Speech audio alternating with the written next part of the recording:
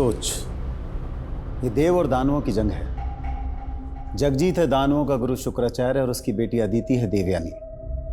जैसे दानवों को छलने के लिए देवताओं ने देवयानी को छला था, इसी तरह तुझे अदिति से शादी करनी, उसके बाद उसकी सारी संपदा मेरी हो जाएगी। बस कीजिए पापा, आप लालच के इस खेल में अपने बेटे को मोहरा बना रहे हैं। मोहरा नहीं, प्यादा है तू। मेरा आदेश मानना ही पड़ेगा और इसमें तेरी लाइफ बर्बाद नहीं होने वाली। अदिति अच्छी लड़की है, तू तो उसे बचपन से जानता है। लेकिन दिव्या दीदी मुझसे बड़ी है ना, आपको उनकी शादी करानी चाहिए और आप मेरी शादी कराने। इनको मेरी फिक्र कहाँ है?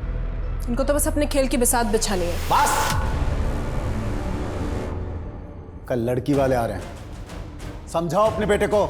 और मैं ये शादी नहीं करूंगा, सुन रहे हैं आप?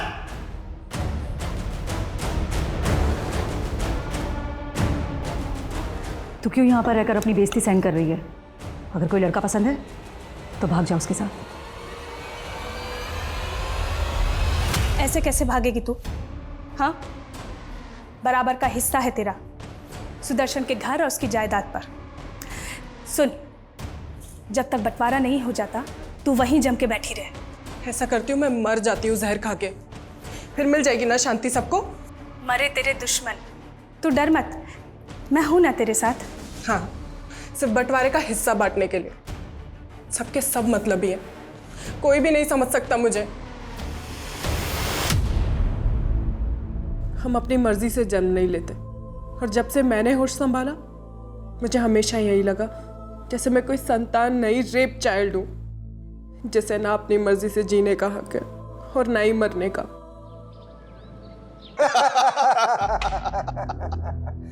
भाई, हक की लड़ाई लड़ते लड़ते दुश्मन से अब समधी बन रहे हैं, और मैं सिर्फ मेरी बेटी के लिए झुकाऊं, वरना वो जमीन तुझे कभी नहीं देता। और अब ये जमीन मैं तुझे अपनी बेटी के दहेज में दे रहा हूं। तुझे टाउनशिप बनानी है वहां, जा बना ले। अपनी बहू को मुंह दिखाई में मैं भी कंजूसी नहीं करूंगा। इस टाउनशिप के लिए बिल्डिंग मटेरियल तेरी कंपनी से लूंगा। प्रतीक, तुम्हें याद है बचपन में मैंने अपनी पतंग पर आई लव यू लिखकर इसी टेरेस पर डाल दिया था, और तुम्हारे पापा ने तो मुझे देख ही लिया था और मैं बहुत डर गई थी। लेकिन हेलो, मैं ही बोलती रहूंगी, तुम भी बोलोगे। बचपन से तो मैं कह रहा हूं, तुम कभी सुनती हो मेरी? I am not interested in you. Prateek, ये क्या बोल रहे हो तुम? तुम्हें पता है मैं तुमसे क्यों भागता हूँ? क्योंकि मुझे लड़कियों में इंटरेस्ट नहीं है, मुझे लड़कों में इंटरेस्ट है। I am gay. तुम चाहती हो कि तुम्हें गे से शादी करो? बोलो। पापा, पापा, क्या हुआ बेटा? पापा, प्रतीक ने मुझे धोखा दिया है। पापा, प्रतीक क्या? ये क्या बोल रही हो अदिति? पापा वो सच बोल रही है। मैं अदिति की लाइफ बर्बाद नहीं कर सकता हूँ। सुदर्शन, दुश्मनी निकालने के लिए गंदी चाल चल रहा है तू। जगजीत, ऐसी कोई बात नहीं है। अरे तेरे बेटे ने धोखा दिया है मेरी बेटी को। अदिति चल, इनकी तो मैं अब बैंड बजाऊंगा। चल अदिति। जगजीत, जगजीत,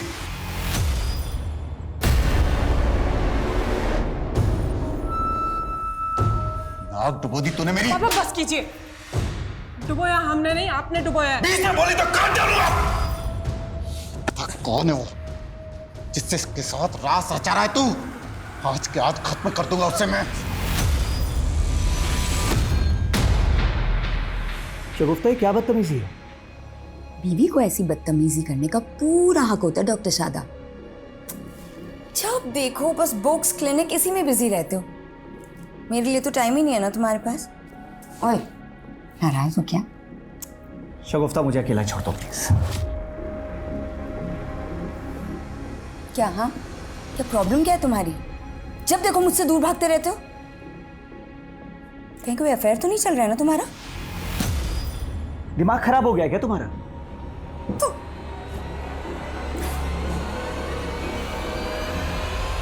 पूरे मार्केट में हवा फैला दो कि सुदर्शन डिस्प्यूट प्रॉपर्टी के सौदे करता है। मुझे सुदर्शन को बर्बाद करना है। सुना तुमने? पापा, मुझे प्रतीक से शादी करनी है, मैं उसके बिना नहीं रह सकती। ये क्या कह रही हो तुम बेटा? तुम अब भी उस लड़के के साथ? पापा, हम उसका इलाज करवाएंगे ना। कई कंट्रीज में ना पापा उसका अभी भी इलाज होता है, और मेरा प्यार मेरा प्यार तो बेइलाज है ना पापा। मैं प्रदीप को नहीं खो सकती पापा। दीदी, यहाँ हमारे इमोशंस की कोई वैल्यू नहीं है। हम एक काम करते हैं, हम यहाँ से भाग चलते हैं। हम हमारे पेरेंट्स के गुनाहों की सजा भोगने के लिए ही पैदा हुए प्रतीक।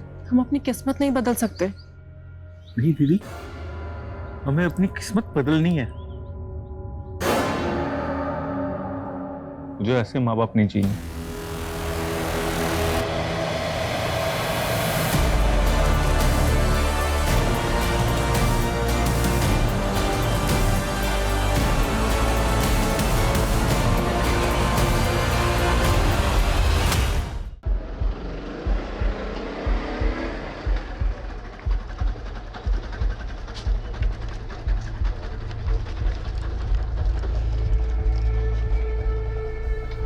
सर, पिछले 4 दिन से मेरी बेटी का कुछ पता नहीं चल रहा है। ये उसकी फोटो, ये है मेरी बेटी दिव्या। आपकी बेटी 4 दिन से गायब है और आप अब आ रही हैं। सर, दरअसल मैं हापुड़ में रहती हूँ और मेरी बेटी यहाँ फरीदाबाद में मेरे हस्बैंड और उसके परिवार के साथ रहती है। आपके हस्बैंड और उसके परिवार के साथ मतलब? दरअसल कुछ साल पहले मैं अपने पति से अलग हो गई थी, फिर उन्होंने दूसरी शादी कर ली।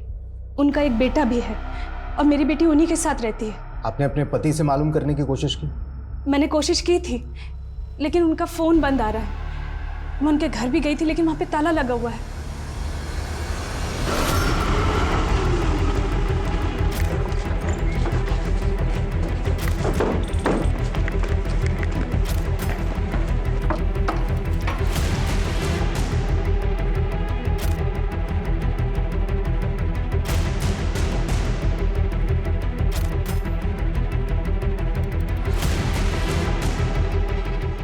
सर, अंदर कोई नहीं है। आसपास मालूम करो, शायद पड़ोसी जानते हो कुछ इस फैमिली के बारे में। सर, अच्छा, आपकी अपने पति से या बेटी से आखिरी बार बातचीत कब हुई थी? सर, हफ्ते भर पहले मेरी दिव्या से फ़ोन पे बात हुई थी। काफ़ी अपसेट लग रही थी वो।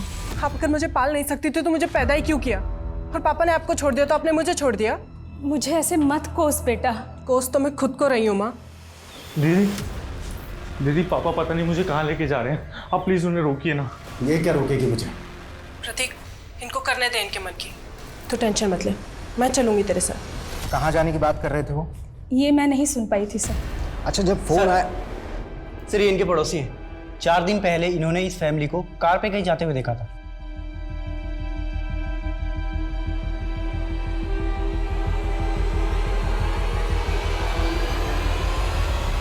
अच्छा, इस फैमिली के पास जो कार्स थी, आप उसके नंबर जानती हैं?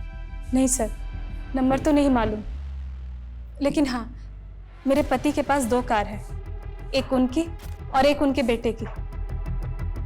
आतुर, सुदर्शन और उसके बेटे की कार का नंबर मालूम करो और साथ ही फैमिली के सारे मेंबर्स के CDR निकालो। मालूम करो कि इनके फोन कब और कहां बंद हुए थे। पापा, आप क्या पढ़ रहे हो? आपको क्यों जानना है कि पापा क्या पढ़ रहे हैं? आप मुझे ये बताओ कि क्या आपने अलादीन की कहानी पढ़ी है? अलादीन? हाँ, अरे तुम्हारी दादी मुझे सुनाया करती थी। एक अलादीन था, उसका जादुई चिराग था, चिराग को घिसो, प्रकट हो गया जी। जो हुक्म मेरे आका। वैसे रूही, पता है, मैं सच में चाहती हूँ कि तुम्हारे पापा को एक जिन मिल जाए जो इनकी तबीयत ठीक कर सके। मम्मी, पापा तो डॉक्टर है और डॉक्टर लोग कभी बीमार नहीं होते। बिल्कुल सही बेटा। आप जाके बाहर खेलो। हाँ ठीक है पापा। कुछ सोच के तो बोला करो बच्ची के सामने, कुछ भी बोल रही। मैं तो सिर्फ मजाक कर रही थी। वैसे वाकई में तुम्हारी तबीयत तो खराब नहीं है? तुमसे ना बात करना ही बेकार है। आज रात को घर आओगे या फिर पूरी रात अपनी किसी फीमेल पेशेंट के साथ मसरूफ रहोगे?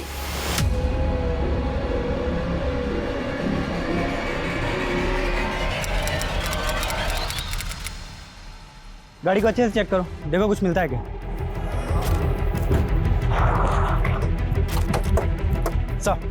सर, इसी एरिया में पूरी फैमिली के फोन्स बंद हुए थे। हमने आसपास चेक किया तो हमें सुदर्शन की कार मिली। सर, गाड़ी में सुदर्शन और दीपिका दोनों की बॉडीज हैं सर, और मोबाइल भी एज इट इज है। सर, मर्डर का मोटिव लूट नहीं लग रहा है। ठीक, और दिव्या अपनी कार के साथ में कहाँ गए? वो भी तो एक दूसरी कार से इन लोगों के साथ ही निकले थे। सर, हमने पूरा एरिया अच्छे से स्कैन किया है, लेकिन हमें कहीं भी दूसरी कार नहीं मिली। तुमने कहा था कि सारे फैमिली मेंबर्स के फोन इस इलाके में आकर बंद हो गए। जी सर। अरे ये प्रतीक और दिव्या अपनी कार के साथ में गए कहाँ? सर ये सब कैसे हो गया? कैसे? सुदर्शन, दीपिका, दिव्या, प्रतीक सबके फोन मुंगेर रोड पर बंद हुए। उस तरफ कहाँ जा रहे थे लोग? सर मुझे कुछ नहीं पता। लेकिन एक बात बताइए कि आपकी बेटी दिव्या और प्रतीक का सुदर्शन और दीपिका के साथ में रिश्ता कैसा था? सर सब कुछ ठीक ही था। मुझे सिर्फ इतना मालूम है कि प्रतीक की शादी करने वाले थे सुदर्शन, लेकिन प्रतीक उस रिश्ते से खुश नहीं था। किससे होने वाला था रिश्ता? सुदर्शन के एक पुराने दोस्त हैं जगजीत, उन्हीं की बेटी से प्रतीक के रिश्ते की बात चल रही थी। सिर्फ 15,000? तुम्हारा इंटरेस्ट तो 20,000 रुपए महीना है ना, और इस बार तुम मुझे 2 बार का इंटरेस्ट चुकाने वाले थे। डॉक्टर साहब इस बार हाथ थोड़ा तंग है तो मुझे कोई फालतू बहाना नहीं सुनना है, और अगर इंटरेस्ट नहीं चुका सकते तो जो 10 लाख रुपए मुझसे उधार लिया है ना, पूरा लौटा दो। अरे डॉक्टर साहब 10 लाख रुपए तो मैं 1 साल के पहले नहीं चुका सकता, पर नेक्स्ट मंथ से आपको ब्याज टाइम पर मिल जाएगा, प्लीज। अगर नहीं मिला ना तो मुझे उंगली टेढ़ी करनी आती है। डॉक्टर साहब मेरी बेटी की अचानक तबीयत बिगड़ गई है, मेहरबानी करके आप घर चलिए। अरे गोविंद, तुम्हारी बेटी की तबीयत खराब है तो उसे अस्पताल लेके जाओ, मैं घर पे विजिट नहीं करता हूँ। डॉक्टर साहब अस्पताल के माहौल से मेरी बेटी को डर लगता है। ठीक है।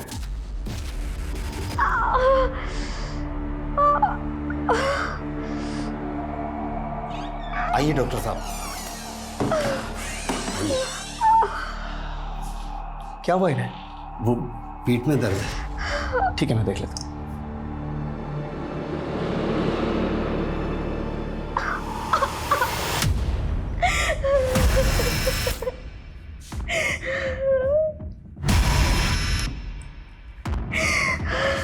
जरा सुनिए,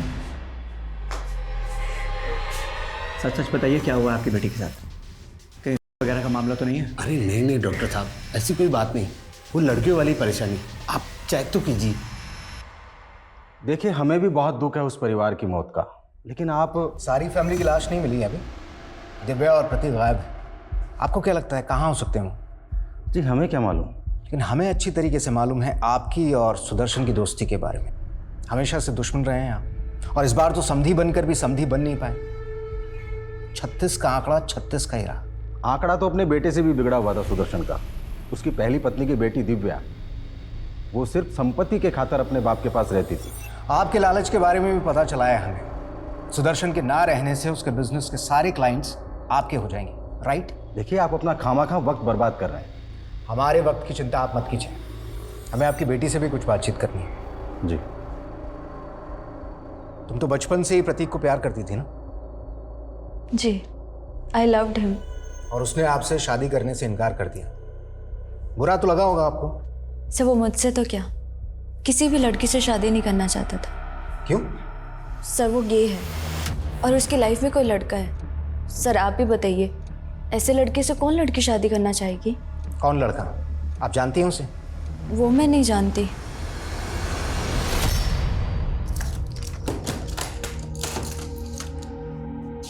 ये दवाई दे देना, दिन में 2 बार खाने के बाद, 1 हफ्ता आराम करने दो। डॉक्टर साहब आपकी बड़ी मेहरबानी जो आपने मेरी बेटी को देखा। आपकी फीस? अरे फीस की कोई ज़रूरत नहीं। अरे नहीं नहीं डॉक्टर साहब, आपको खाली हाथ कैसे जाने दे सकता हूँ। पैसे तो है नहीं मेरे पास, लेकिन आप ये रख लीजिए। नहीं नहीं, ये मैं नहीं ले सकता।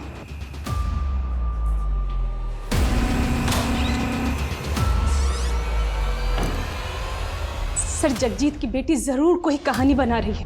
प्रतीक ऐसा हो ही नहीं सकता। आप प्रतीक को इतने करीब से कैसे जानती हैं? मेरी बेटी उन्हीं के साथ रहती थी सर। अगर ऐसा कुछ होता तो वो मुझे जरूर बताती। फिर तो आप अपनी बेटी को भी अच्छी तरीके से जानती हो। उसका कोई बॉयफ्रेंड वगैरह? नहीं सर। अच्छा, मेरे हिसाब से तो दिव्या की उम्र प्रतीक से थोड़ी ज़्यादा है ना? उस हिसाब से तो आपके पति को प्रतीक से पहले दिव्या की शादी के बारे में सोचना चाहिए था। सर हम उसके लिए लड़का ढूंढ रहे थे, लेकिन कोई अच्छा लड़का मिल ही नहीं रहा था। पर सर आप ये सब बातें क्यों पूछ रहे? आप मेरी बेटी का कुछ पता क्यों नहीं करते? पता नहीं वो किस हालात में होगी। शगुफ्ता, मैं जानता हूं तुम्हें मुझसे बहुत सी शिकायतें रही हैं, लेकिन शायद ये तकदीर का खेल है कि हम लोग चाह के भी एक दूसरे के करीब नहीं आ पाते। ये अचानक क्या हो गया आपको? इतनी अजीब सी बातें कर रहे हैं। शगुफ्ता, मैं हमारी हैप्पी मैरिड लाइफ और इस घर की खुशहाली वापस लाना चाहता हूँ। एंड आई एम श्योर हम दोनों मिल के ये सब कर सकते हैं। वाह पापा, ये आप मेरे लिए लाए हैं। ये क्या सच्ची वाला अलादीन का चिराग है? हाँ बेटा। कितना सुंदर है पापा।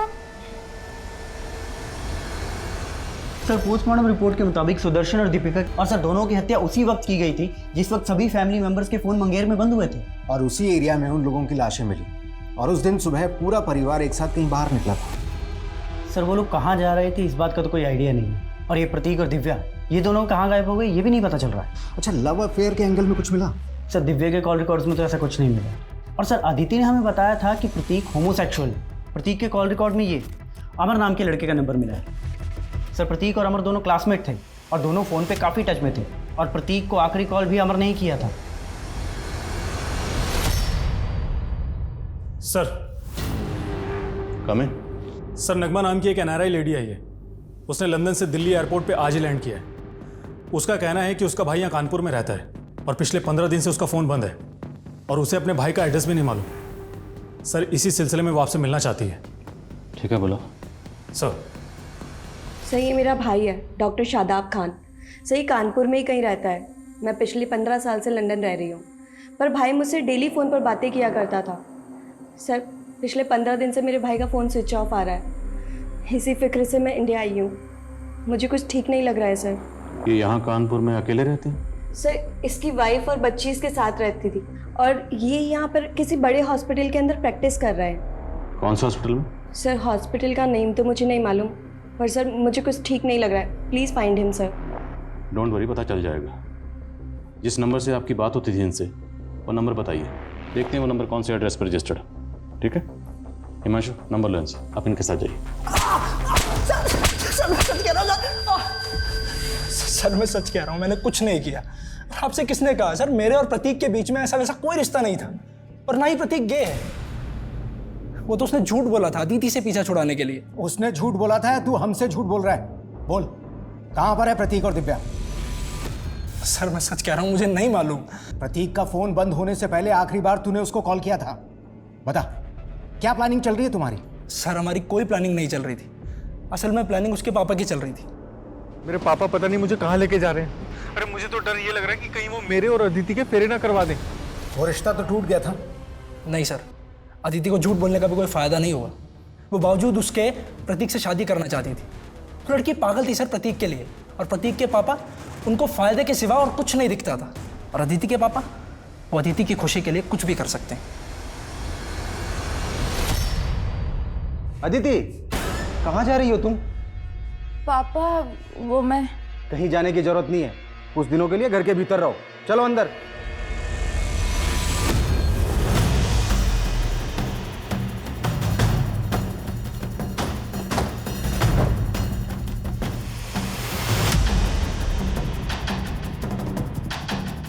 देखिए, मोबाइल कंपनी में उन्होंने जो अपना एड्रेस दिया है उसके हिसाब से तो यही घर है। पर सर, यहाँ तो लॉक लगा हुआ है। देखिए, हो सकता है कुछ दिनों के लिए कानपुर से बाहर गए हों, क्योंकि गाड़ियाँ यहीं हैं उनकी। सर, भाई का फ़ोन पिछले 15 दिनों से स्विच ऑफ आ रहा है और ऐसा कभी नहीं हुआ। भाई ने इतने लंबे समय के लिए कभी फ़ोन बंद नहीं रखा अपना। सर, मुझे डर लग रहा है। प्लीज़ कुछ पता कीजिए ना सर। हिमांशु, जरा विंडो से देखो, चेक करो। सर,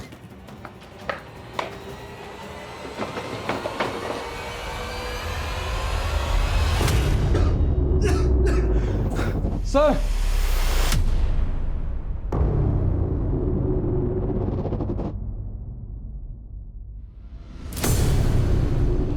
ताला तोड़ो।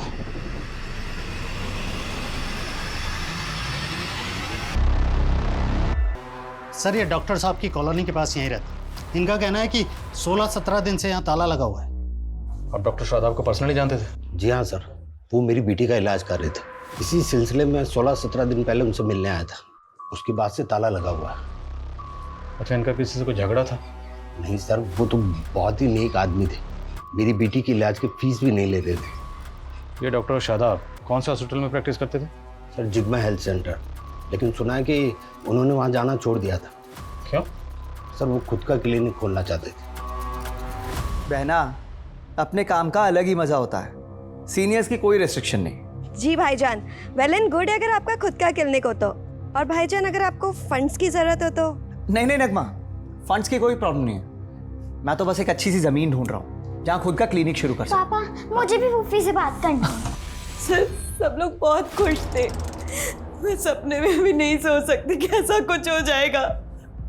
आपको किसी पर कुछ शक? सर मैं काफी टाइम से बाहर ही रह रही हूँ, मुझे यहाँ के बारे में कुछ नहीं पता। कोई बात नहीं, हम पता लगा लेंगे, आप बेफिक्र रहिए। हिमांशु, डॉक्टर शादाब यहाँ प्रैक्टिस करते थे, उस हॉस्पिटल में सबसे पूछताछ करो।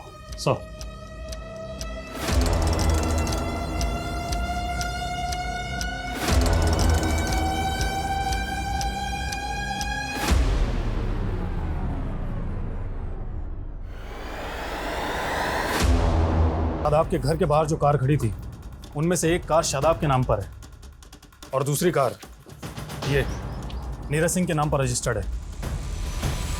सर मैंने शादाब की बहन से भी पता किया, वो इस नीरज को नहीं जानती है। मैं इसके घर भी गया था सर, इसका घर बंद पड़ा है। सर कुछ भी पता नहीं चल पा रहा है कि आखिर ये नीरज गायब कहाँ हो गया। सर हो सकता है इस नीरज ने ही कांड किया हो और उसके बाद गायब हो गया हो। अगर ऐसा है तो ये अपनी कार इस तरह छोड़कर क्यों जाएगा? सर दरअसल इसकी कार स्टार्ट ही नहीं हो रही है, हो सकता है किसी वजह से इसकी कार खराब हो गई हो जिसकी वजह से ये साथ में नहीं ले जा पाया। पता करो नीरज सिंह इस वक्त कहाँ है। सर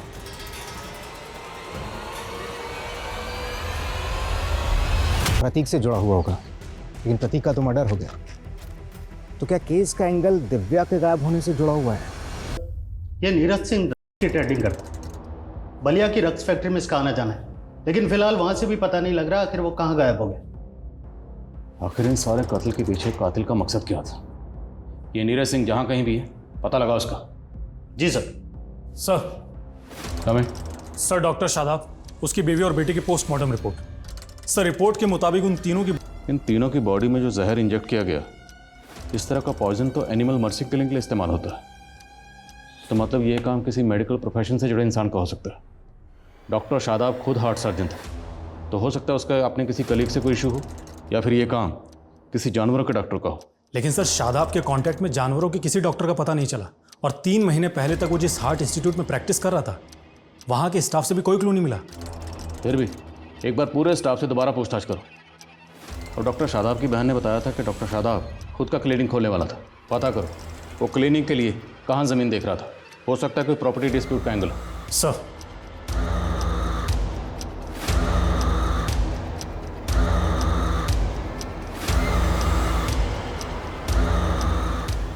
हेलो दिव्या, कहाँ है तू? हाँ हाँ ठीक, ओके सर भेजो मुझे।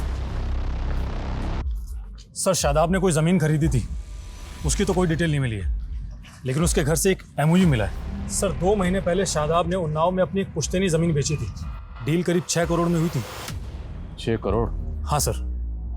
आपने बताया कि आपका भाई शादाब खुद का क्लिनिक खोलने के लिए कोई ज़मीन खरीदने वाला था, पर हमें पता चला कि आपके भाई ने 2 महीने पहले आपकी पुश्तैनी ज़मीन बेची 6 करोड़ में। अब पुश्तैनी ज़मीन थी तो जाहिर सी बात है उस ज़मीन पर मालिकाना हक तो आपका भी था, तो आपको उस डील के बारे में कुछ ना कुछ तो पता होगा, और उस 6 करोड़ में से कुछ ना कुछ आपको भी मिला होगा। नो सर, इनफैक्ट हम लोग काफ़ी टाइम से ट्राई कर रहे थे वो प्रॉपर्टी सेल करने की, पर भाई ने कहा कि वो प्रॉपर्टी सेल हो ही नहीं रही है। नगमा, इन दिनों प्रॉपर्टी रेट्स तो बहुत डाउन चल रहे हैं, 4 CR से ऊपर कोई प्राइस बोल ही नहीं रहा। आप लक्ष्मण चौधरी को जानती हैं? कौन लक्ष्मण चौधरी? लक्ष्मण चौधरी ने ही आपके भाई से 6 करोड़ में आपकी पुश्तैनी ज़मीन खरीदी। No sir, sir I think ज़रूर मेरे भाई के साथ कोई फ्रॉड हुआ है। सर मेरा यकीन कीजिए, मुझे दिव्या के नंबर से कॉल ज़रूर आया था, लेकिन वो कॉल दिव्या ने नहीं किया था। अच्छा, अब आप बोलेंगी किसी ने आपकी बेटी के नाम पर फिरौती मांगी आपसे? नहीं सर, दूसरी तरफ से कोई आवाज़ ही नहीं आ रही थी। हेलो बेटा, कहाँ है तू? हेलो। दिव्या का फोन करनाल में ऑन हुआ था। अब सच सच बताइए, कहाँ छुपा रखा है अपनी बेटी को करनाल में? यहाँ मैं अपनी बेटी के लिए परेशान हो रहा हूँ। बस, बहुत ड्रामा हो गया आपका। आपकी और आपकी बेटी की नजर थी सुदर्शन के घर जायदाद पर। आपकी बेटी कहाँ गायब हो गई? मेरी बेटी किसी मुसीबत में है सर। मुसीबत में अब आप फंसोगी। ऐसी चार्जशीट लगाऊंगा ना, कभी बाहर नहीं निकल पाओगी। बताओ कहाँ पर है दिव्या? आप मुझ पर जुल्म कर रहे हैं सर। ऐसे सच नहीं उगलोगी तुम। पूजा, पेमेंट करते वक्त पूरा वीडियो रिकॉर्ड किया है मैंने। कोई धोखाधड़ी नहीं की है मैंने डॉक्टर साहब के साथ में। पूरे 6 करोड़ लेकर गया है वो यहाँ से। सर शादाब के घर में तो हमें 6 करोड़ रुपए मिले ही नहीं, तो इसका मतलब शादाब और उसकी फैमिली का मर्डर ही नहीं बल्कि 6 करोड़ की लूट भी हुई है। अरे तुम इसकी रिकॉर्डिंग पे मत जाओ। ये लक्ष्मण चौधरी जैसे लोग बड़े टेढ़े होते हैं।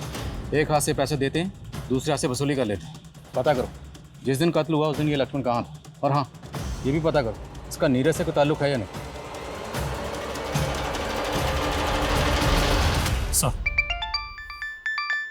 Excuse me sir. Hello,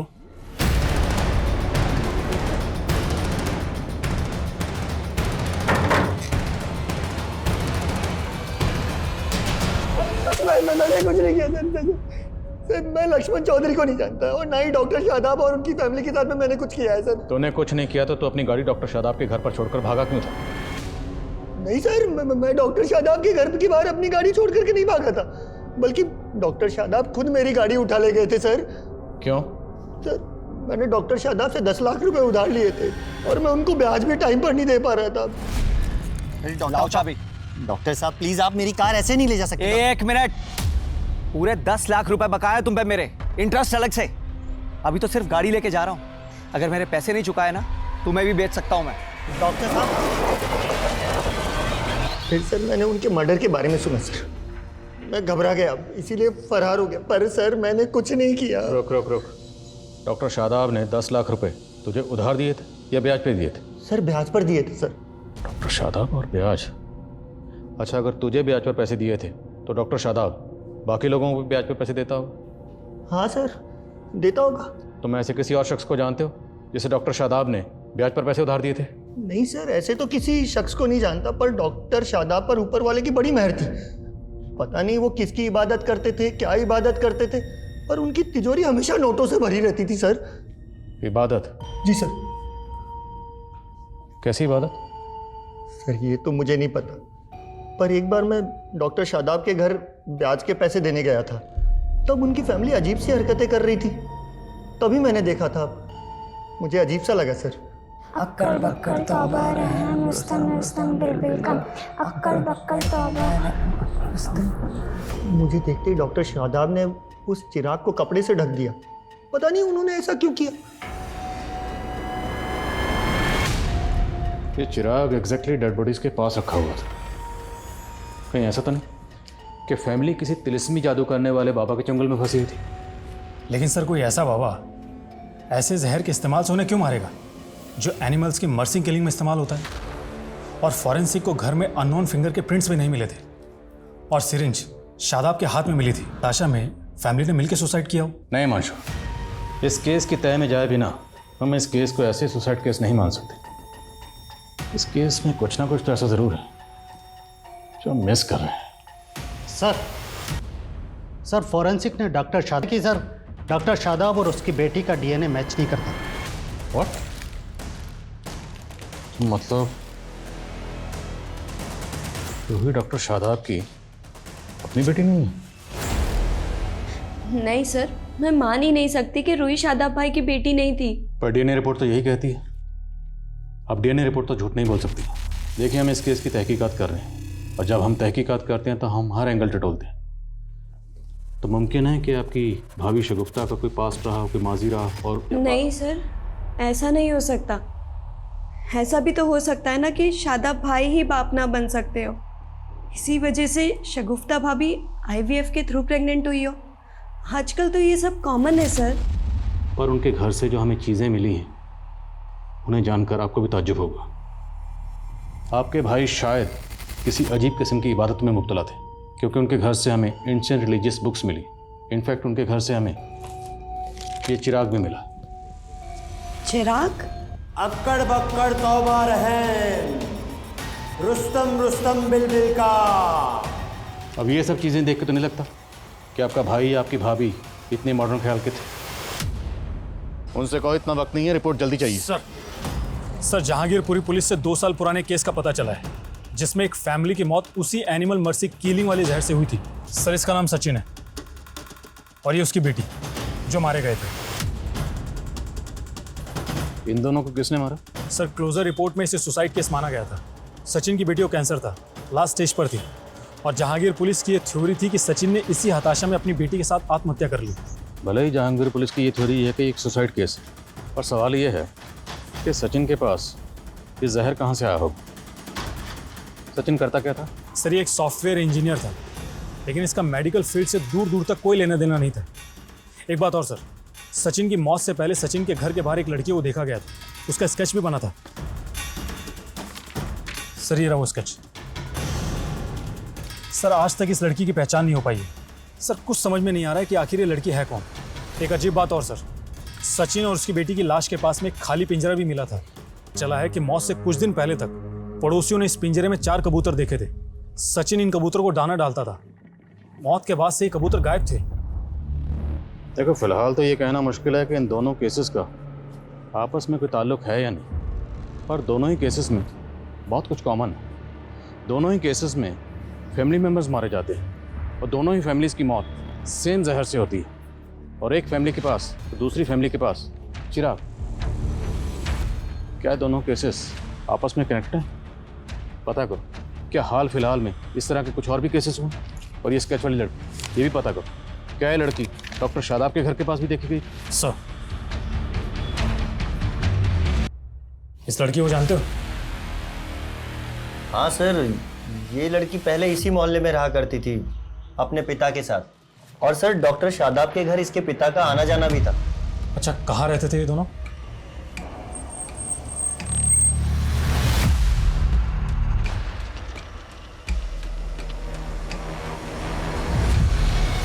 sir Govind और उसकी बेटी उस घर में किराए पे रहते थे, लेकिन अब वो घर खाली करके चले गए हैं।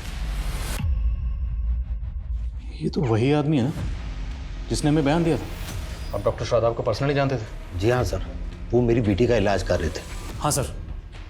सर ज़रूर पहुंचे हुए लोग लगते हैं, और इनके एग्रीमेंट में जो नेटिव एड्रेस लिखा है वो भी फेक है। मुझे लगता है दोनों बाप बेटी बहुत बड़े फ्रॉड है। इन दोनों ने मिलकर सचिन, इन दोनों के लिए लुकआउट नोटिस जारी करवाओ और पता लगाओ क्या इन दोनों का कोई क्रिमिनल रिकॉर्ड है। और ये रिसेंटली यहाँ से भागे, तो रेलवे स्टेशन, बस स्टैंड, सब जगह पता लगाओ, फाइंड आउट कि यहाँ से भागकर या आखिर कहाँ गए। सर कोई कॉम्प्लिकेशंस नहीं होंगे अरुण, सिंपल सा प्रोसेस है। तुम एरा से शादी कर लेना, फिर तुम्हें यूएस का ग्रीन कार्ड मिल जाएगा। 2 साल बाद एरा तुम्हें डाइवोर्स दे देगी। और वैसे भी एरा से तुम्हारी चैटिंग हम करवा चुके हैं। वो सब तो ठीक है, लेकिन ईरा से शादी करने के लिए तो यूएस जाना होगा, और यूएस का तो टूरिस्ट वीज़ा भी बहुत मुश्किल से लगता है। उसका भी सोल्यूशन है हमारे पास। एरा इंडिया आके शादी करेगी, लेकिन उसके लिए वो एक्स्ट्रा चार्ज करेगी। 25 लाख दे तो रहा हूँ, और कितना लगेगा? 30 लाख, वो भी एडवांस में। तभी एरा इंडिया लैंड करेगी। Sir come in. सर गोविंद की बेटी का एयरपोर्ट से क्लू मिला। ये गोविंद की बेटी 4 दिन पहले एयरपोर्ट पे देखी गई थी, वो भी एकदम बदले हुए रूप में। ये देखिए एयरपोर्ट पे ये अकेली थी? जी सर। और हाँ सर, मैंने पता किया, इसने दिल्ली की फ्लाइट ली थी। बेटी अगर फ्लाइट पकड़ के दिल्ली गई है तो बाप कहाँ गायब हुआ? इसकी टिकट बुकिंग की डिटेल निकलो। Yes sir. Sir come in. Sir recent में हुए कुछ अतरंगी केसेस की डिटेल्स निकाली मैंने, जो कुछ अजीब तरह के फ्रॉड से जुड़े हैं। सर एक केस में एक जौहरी को रेत बेचा गया और कहा गया कि इसमें लोहा डालोगे तो 40 दिन में सोना हो जाएगा। एक केस में रोबोट, तो एक केस में बिल्ली की जेर। ये गोविंद और उसकी बेटी का क्रिमिनल रिकॉर्ड? हाँ सर। सर गोविंद का एक रिकॉर्ड मिला है। सर फरीदाबाद पुलिस की फाइल में इसका नाम राधे श्याम है, और सर ये राधे श्याम को फरीदाबाद पुलिस 4 साल से ढूंढ रही है। और फरीदाबाद में ये एक फैमिली में ड्राइवर था, तब ये वहाँ नया नया काम पर लगा था, इसलिए फरीदाबाद पुलिस को इसके बारे में कुछ भी पता नहीं चला। और सर फिर बाद में पता चला कि ये मर्डर करके गायब हो गया। और फरीदाबाद पुलिस की थ्योरी थी कि दिव्या और उसकी माँ रुक्मणी भी इस ड्राइवर के साथ मिले हुए थे। फरीदाबाद चलने की तैयारी करो। सर। सर मुझे भी नहीं मालूम कि सुदर्शन ने किसी ड्राइवर को काम पे रखा था। इन फोटोग्राफ्स को देखिए। उस ड्राइवर को इन फैमिली मेंबर्स के साथ देखा गया। आपके पति सुदर्शन का या आपकी बेटी दिव्या का उस ड्राइवर से कोई कनेक्शन? नहीं सर, मैं नहीं जानती। हमें इस लड़की के बारे में पता चला। क्या आप जानती हैं लड़की कौन है? आपने कभी इसे देखा? नहीं सर, पर आप मेरी बेटी को ढूंढ दीजिए। पिछले 4 साल से मैं उसको देखने के लिए तरस रही हूँ, लेकिन मेरा कोई यकीन ही नहीं कर रहा कि मेरी बेटी और मैं बेकसूर है। आप इतना रखिए, हम आपकी बेटी का जरूर ढूंढें।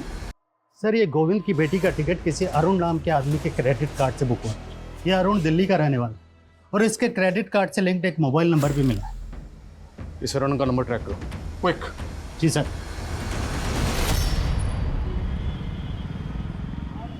ये लो तुम्हारे 30 लाख रुपए, और परसों की परसों शादी करके मुझे यूएस निकलना है हीरा के साथ। डोंट वरी, एरा कल शाम तक आ जाएगी इंडिया। सोच लो कि तुम्हें ग्रीन कार्ड मिल गया यूएस का।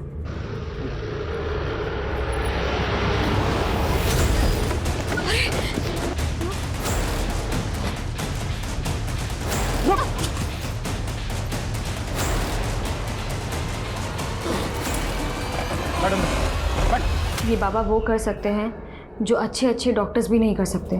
फिर हमने सचिन को 7 लाख रुपए में कबूतर बेच दिए और बोला कि ये अनोखे कबूतर है। फिर झूठा कर्म कांड करके उसी से वो कबूतर उड़वा दिए, लेकिन उसकी बच्ची पर कोई असर ही नहीं हुआ। हम लोग वहां से भागने वाले थे, तभी उसने हमने को देख लिया और बोला कि हमें अंदर करवा देगा। हमने उसे और एक झांसा दिया, कहा कि अगर उस पिंजरे में फिर से टोटका करेंगे तो उसकी बेटी बच जाएगी। वो मान गया। हम उसके घर पहुंच गए और उसी की तरह शादाब और उसके परिवार को भी। मुझे पता लगा कि शादाब को पुरानी किताबें पढ़ने का शौक है, इसीलिए उसे झांसे में लेने के लिए हम लोग उसके पड़ोसी बन गए। डॉक्टर साहब, आज तो आपको गिन्नी लेनी ही पड़ेगी। एक बात बताओ, तुम तो कहते हो कि तुम गरीब आदमी हो, फिर इतनी सोने की गिन्नियां लाते कहाँ से हो? कहीं कोई चोरी वोरी तो नहीं करते? अरे नहीं साहब, ये गिन्नियां तो हमें कुतुबुद्दीन बाबा की रहम से मिलती है। उनके पास अलादीन का चिराग है, जिनसे वो जो भी मांगते हैं उन्हें मिल जाता है, और वो हम गरीबों में बांट देते हैं। अलादीन का चिराग? जिन्न? अक्कड़ बक्कड़ तौबा रहम, रुस्तम रुस्तम बिलबिल का।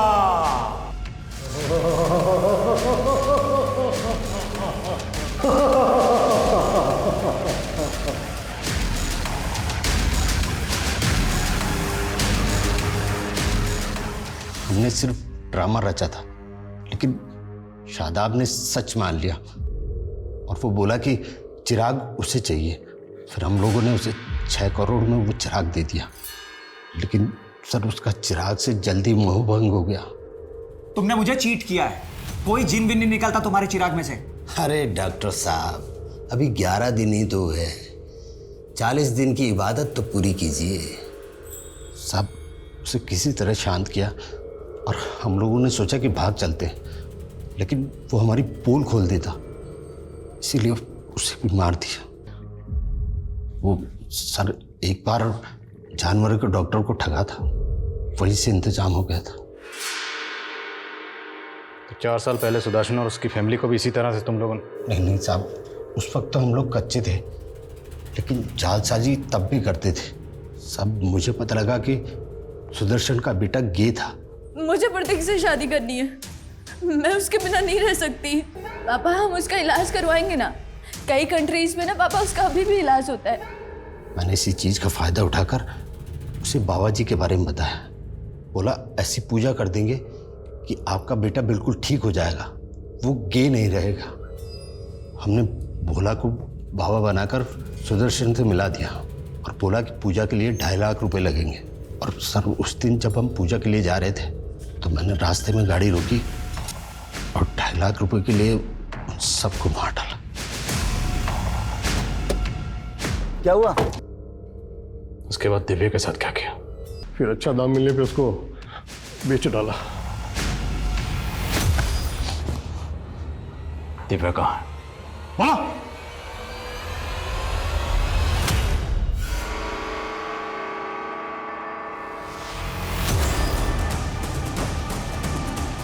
लेके जाओ इसे।